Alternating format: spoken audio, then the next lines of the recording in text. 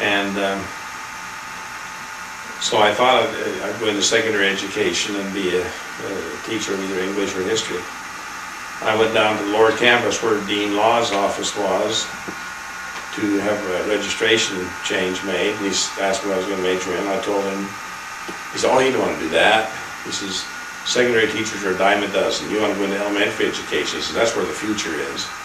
So just on that advice, I did. I changed my major to elementary. I was taking a psychology class at the same time, and by the time I finished that first quarter, I decided I was going to major in elementary education with a minor in psychology. By the time I finished my bachelor's degree, I was getting more interested in counseling, so I got my master's degree in counseling. And then that's when I worked into the counseling center when Vern Jensen hired me, at that time I told you. And after I got my master's degree, the position opened up immediately in the counseling center, and so I started working there. And the first several years in the counseling center were really good. We had really a great staff, great administration. Dean Lloyd was the dean, or dean of students. Anton Romney was the chairman of the counseling center. Vern Jensen was in charge of testing. I worked under him. And all the staff people were just really great to work with, and so I really enjoyed that. But then as years went on, we had a few other people from on the staff that were world movers, and kingdom builders, and things got kind of uncomfortable, and since I had gotten too comfortable there before getting a PhD, or without getting it, when they started putting pressure on me to get the PhD, and I just, over a few years of strategic retreats and moving back and forth and so on, I just determined that, well, they determined it for me, because Dave Sorensen said, I'm going to tell the administration not to renew your contract next year. And so we had a few more hassles about that. And it finally turned out that I was leaving, and Dale Tingey said, "Well, Scott, I understand you're leaving the Y. Have you ever considered going to the reservation?" I said, I really hadn't. He says, "They're building a new high school in Tuba City," and he'd been down there as mission president, so he was aware. And so he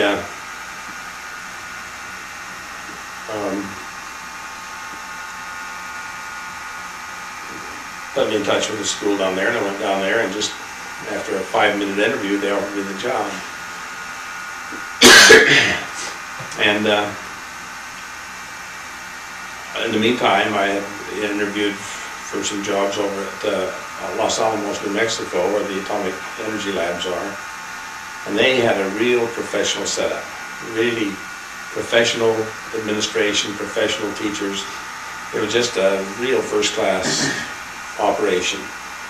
And they offered the position to a new PhD when I first went to interview. A few days later, they called me up and said, "Another position is opened up, would you take it?"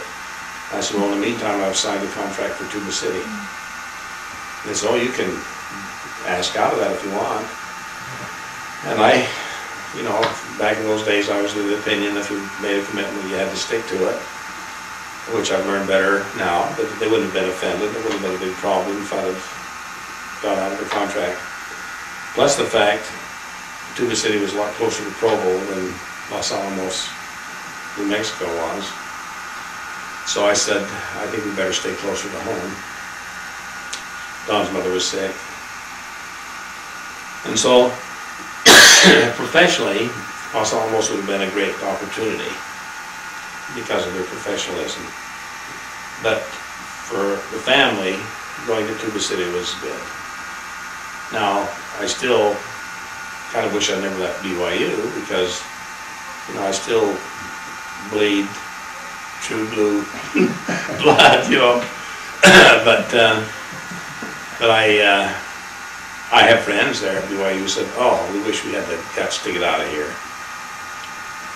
because of the things, the way the administration, especially in the Dean of Students and the Counseling Center, went. And Anyway, that was a little comfort. Then but anyway, professionally I didn't do too well at Tuba City.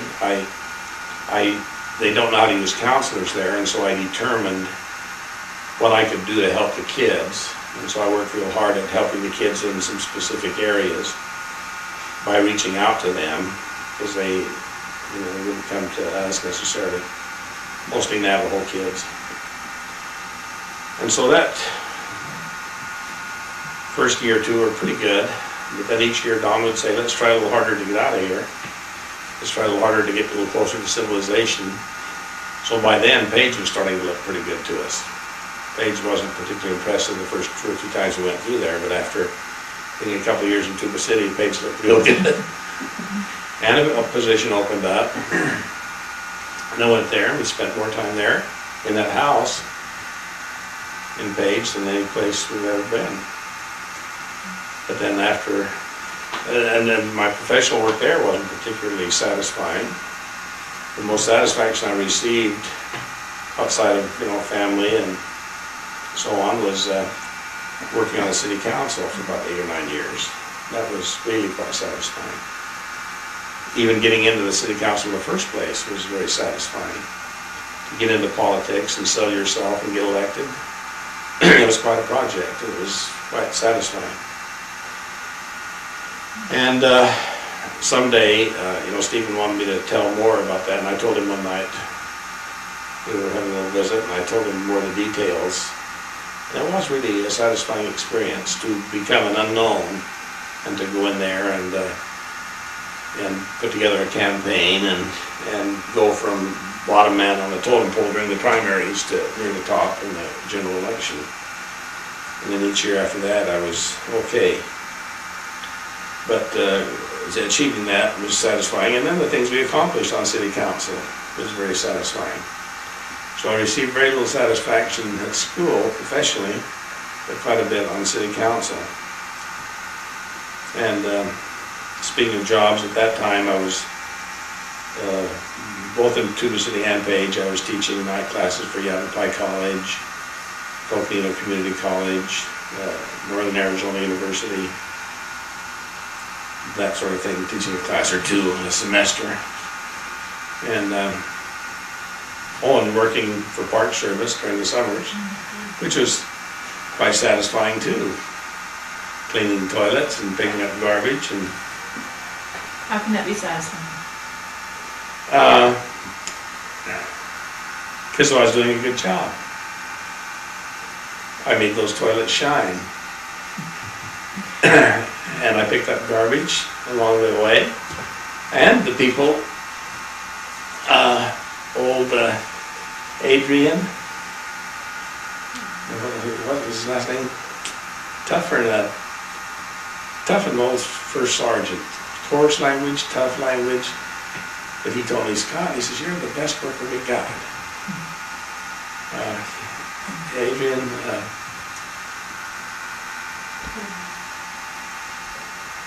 his wife was Ginger. Anyway, he was a tough old guy, but with a heart of gold, really. So anyway,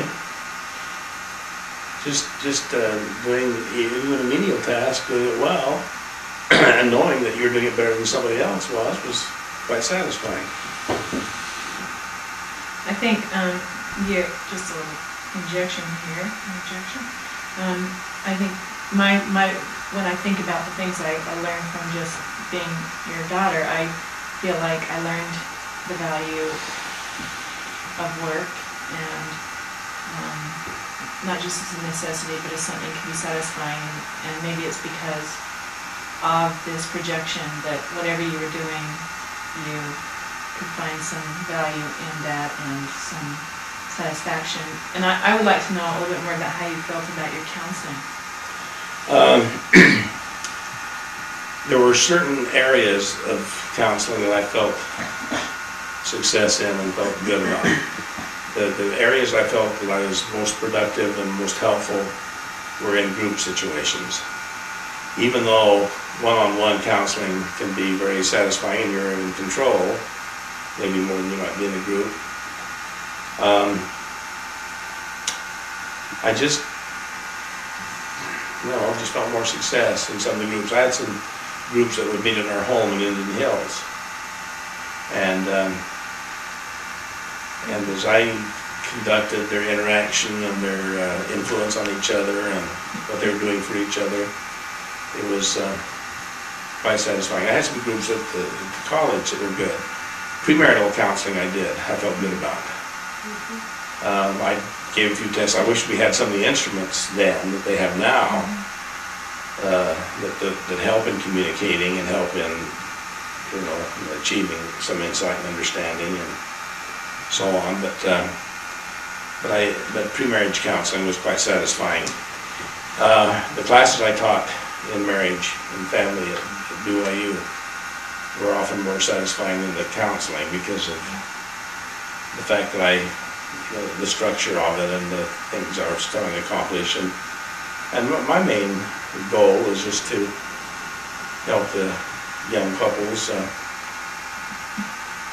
understand each other better and communicate better. And so I had quite a bit of satisfaction in the classes I taught. And in the, let's see, what was it? Tell them about the days that kids came up with a motorcycle to show the love boy. Remember that in Kedisar? Don't remember. From your counseling group at Indian Hills. Oh, yeah.